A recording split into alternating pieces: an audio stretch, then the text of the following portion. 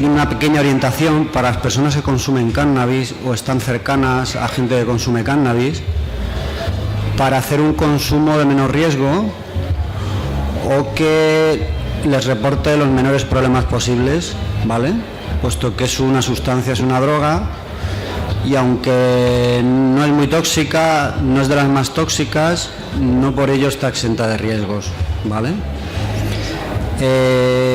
Yo soy de Energy Control, y Energy Control somos un programa que específicamente nos dedicamos a dar, asesorar y a dar consejo y ayudar a la gente para que pueda gestionar un consumo de cualquier tipo de droga, ¿vale? Nuestro ámbito sobre todo es el mundillo recreativo. Vamos a fiestas, festivales, a ferias como estas, a raves, a discotecas donde la gente consume, y allí intentamos llevarles información y asesorarles para que ese consumo pues vaya mejor, ¿vale? Pertenecemos a una entidad muy grande que se llama ABD, que se dedica a trabajar temas del ámbito social, tanto de familia como de tema de drogas, bueno, diferentes ámbitos, ¿no? Y nosotros somos un programa más de esa entidad. Un poco para estructurar esta charla, hemos pensado dividirlo o abordarla desde diferentes aspectos que tienen que ver con el consumo de cannabis, ¿vale? El primero es el de la composición, es decir, cuáles son los componentes tanto químicos de la planta o del hachís o del extracto o de lo que se vaya a consumir o fumar, qué adulteraciones y qué contaminaciones pueden tener, es decir, qué se ha añadido o qué ha aparecido ahí, ¿vale? En cuanto a la vía de administración, si es fumado, si es consumido vaporizado, si es oral, etcétera. Teniendo en cuenta factores individuales de vulnerabilidad, es decir, cómo es esta persona y cómo le puede afectar un consumo y cómo gestionarlo, eso en función de cómo te sienta a ti el hachís, la marihuana, qué efectos te da. Cada uno es un mundo. El desarrollo de procesos de abuso y dependencia, ¿vale? Puesto que hay gente que lleva muchos años consumiendo, que deja de consumir y no puede. En cuanto a la mezcla con otras drogas, ya sea alcohol, ya sea cocaína, la que sea, muchas personas lo combinan el cannabis con otras drogas. En cuanto a la conducción de vehículos, y daré unas pinceladas sobre aspectos legales, que esto no es de nuestro ámbito, pero bueno, como también hay un riesgo implícito, también lo abordaremos un poco. Para hablar de la composición de cannabis, bueno, el cannabis es una planta, como todas las plantas, tienen cientos de compuestos químicos. Pues por ejemplo hay compuestos nitrogenados, aminoácidos, proteínas, glicoproteínas, azúcares, hidratos de carbono, hay hormonas, hay vitaminas, ácidos nucleicos, en fin, todo lo que suele tener una planta. Además suelen ser ricas en compuestos aromáticos, por eso huele la marihuana, terpenoides y flavonoides, que pueden ser interesantes a nivel de efectos. Y sobre todo lo que caracteriza y diferencia la marihuana del resto de plantas es que presenta unos compuestos que se denominan cannabinoides, que no lo tienen ningún otro tipo de plantas, ¿vale? De hecho, los cannabinoides son los encargados de dar el efecto psicoactivo o analgésico también cuando se hace un uso medicinal, etcétera. Cannabinoides hay casi 70, 68, 69, no lo sé, cada vez se descubren más. El más importante, desde luego, es el delta 9 tetrahidrocannabinol, el THC, ¿vale? Y los efectos tan característicos que tiene el cannabis se deben a él, básicamente. Los otros pueden modular, influir un poco, bueno, dar como toques diferentes, pero básicamente es el THC el que da los efectos, tanto psicodélicos como analgésicos, como de estimular el apetito, sea, tanto los efectos recreativos como los efectos medicinales, sin THC no habría, ¿vale? Aparte del delta 9 y del delta 8, que es un poco menos potente, pero no es tan abundante, hay el THCA, que es un cannabinoide ácido. Las plantas sintetizan cannabinoides ácidos y es el calor o la oxidación lo que lo transforma en neutros, que son los que colocan realmente, o cuando lo fumáis, cuando calentáis el cannabis, se transforma en neutro y eso es lo que realmente coloca, ¿vale? Pero la planta sintetiza ácidos. El segundo cannabinoide muy interesante y que ahora está muy de moda es el CBD, el cannabidiol. El cannabidiol no lo tienen todas las plantas, ¿vale? O si lo tienen todas es en muy poca cantidad, pero cuando lo tienen en cantidades realmente importantes que puedan influir en el efecto, hay muy pocas plantas que lo tengan, ¿vale? Corren por ahí muchas ideas de que el CBD es el precursor del THC, etcétera, pero puede hacer de precursor del THC, pero realmente el CBD viene marcado genéticamente, es decir, o la variedad lo tiene o no lo tiene. Y no se puede sacar CBD por más que lo dejen más tiempo curándose el hachís o corten más tarde la planta o antes o después. Tú no puedes modificar que haya esa presencia de CBD, ¿vale? Luego hay otros cannabinoides. El cannabinol también puede ser bastante abundante. Es un cannabinoide procedente de la degradación del THC. Cuando el THC se oxida, se transforma en cannabinol y es 10 veces menos potente que el THC. Tampoco tiene mucho más interés, excepto si se descubren nuevas cosas, se empieza a investigar con él, a lo mejor tiene efectos farmacológicos interesantes, pero básicamente es un compuesto de la degradación del THC. Luego hay más, pero tampoco tiene mucha importancia. Bueno, como curiosidad, el THCV, la tetrahidrocannabarina, la gracia que tiene es que inhibe los efectos del THC, ¿vale? Es un antagonista. Y cuando una marihuana o un hachís tiene mucho THCV, lo que puede ocurrir es que no coloque. Aunque tenga unas glándulas muy grandes, huela muy bien, parezca muy buena marihuana, es posible que los efectos psicoactivos sean inexistentes o sean muy bajos. Algunas características del THC es que provoca unos efectos, dependiendo de la dosis, que pueden variar mucho, ¿de acuerdo? Los cannabinoides son unas sustancias un poco peculiares, no son como el resto de drogas, ¿vale? La cocaína es estimulante y punto. La heroína es un depresor y punto. Pero el cannabis puede ser, el THC puede ser depresor, puede ser estimulante, puede ser psicodélico o puede ser una mezcla de todos ellos, dependiendo de cómo la persona tenga un poco estructurada la cabeza y qué tipo de circuitos neuronales tenga, qué tipo de abundancia de unas neuronas o de otras, ¿de acuerdo? Entonces es muy personal el tipo de efecto que va a tener la persona, ¿de acuerdo? Defectos buscados, defectos positivos, pues distorsión de las percepciones, euforia, bienestar, risas, hilaridad. La gente que lo utiliza para el dolor, pues es analgésico, antiinflamatorio, estimula el apetito.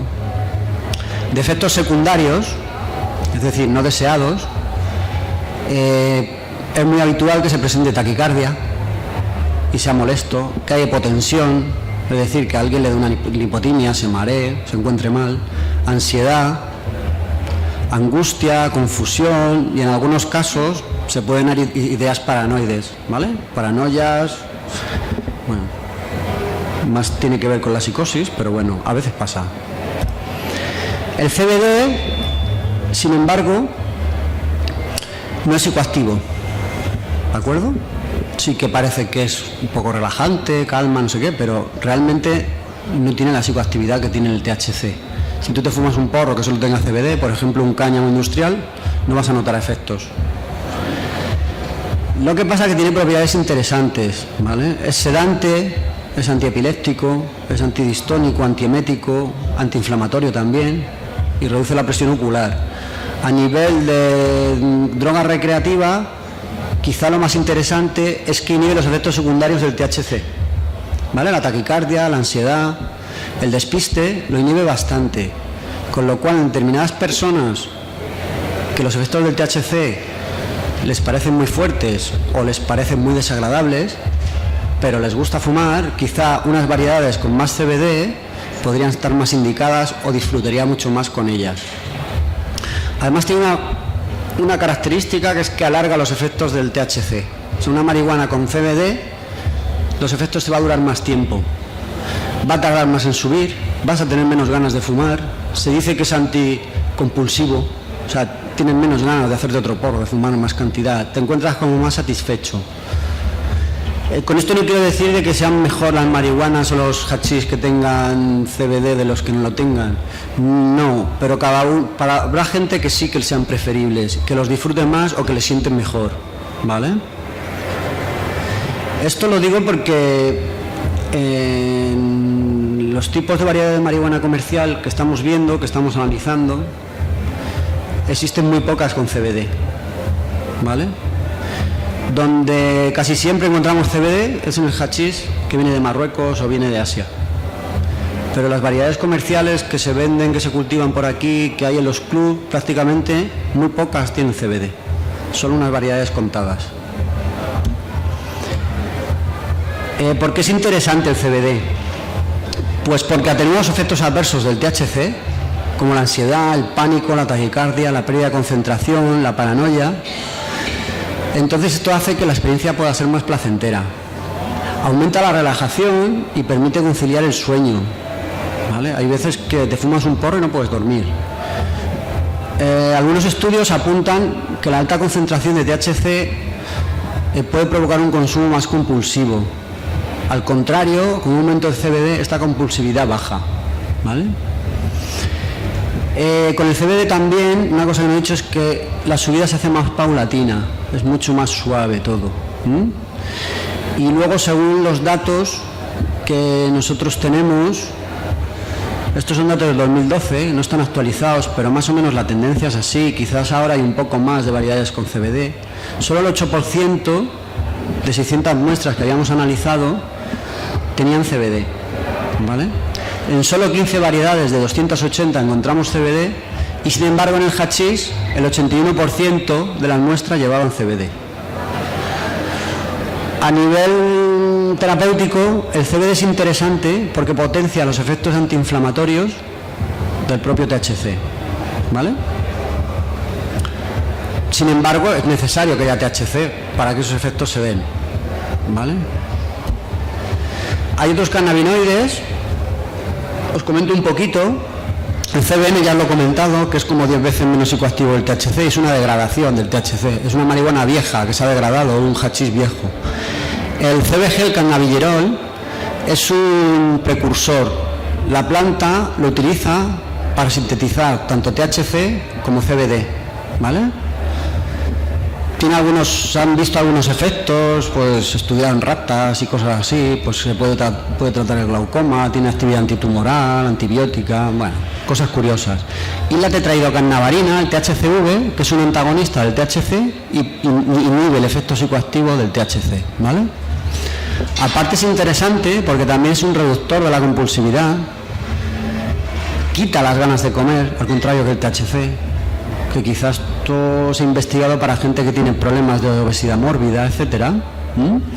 Es un anticonvulsionante para personas que tengan epilepsia, etcétera, puede ser interesante.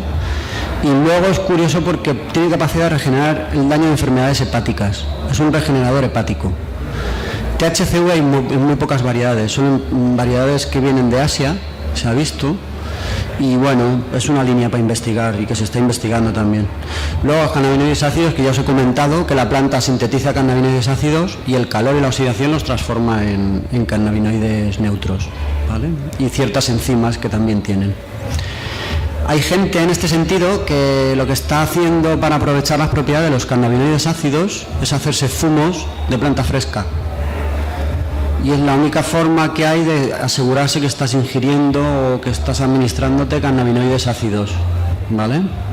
Cuando empiezas a secar la planta, los cannabinoides ácidos se empiezan a perder. Y si te la fumas, por supuesto, se pierden todos.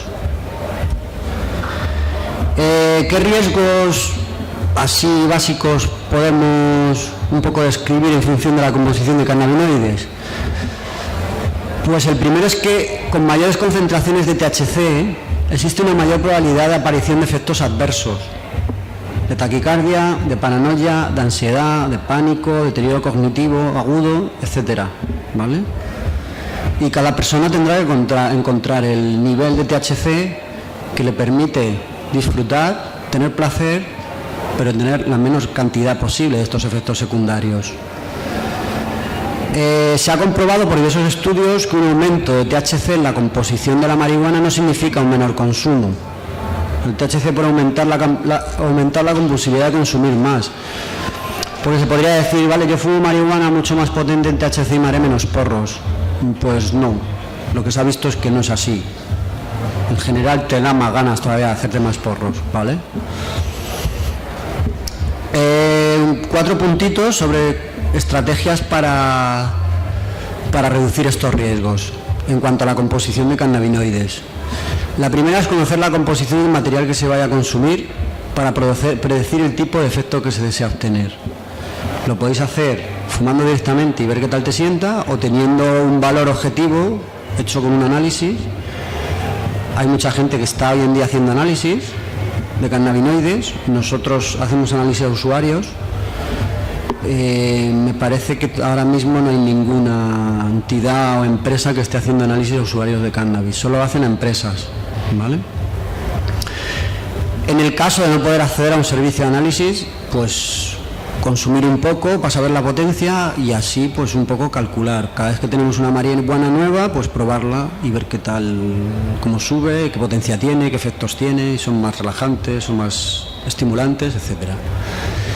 Y luego una buena medida es utilizar marihuanas o hachís que tengan presencia de CBD, ¿vale? Sobre todo las personas que hacen un consumo crónico. Es posible que les reduzca las ganas de fumar tanta cantidad y que los efectos sean más llevaderos en el día a día.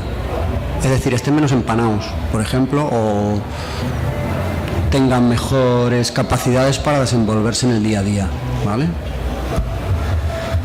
En cuanto a adulteraciones, a ver, la marihuana, también nosotros nos vamos a basar un poco en datos que tenemos de los análisis que llevamos haciendo desde 2013, desde el 2011 o por ahí más o menos, llevamos 3 años. En la marihuana no hemos visto adulteraciones,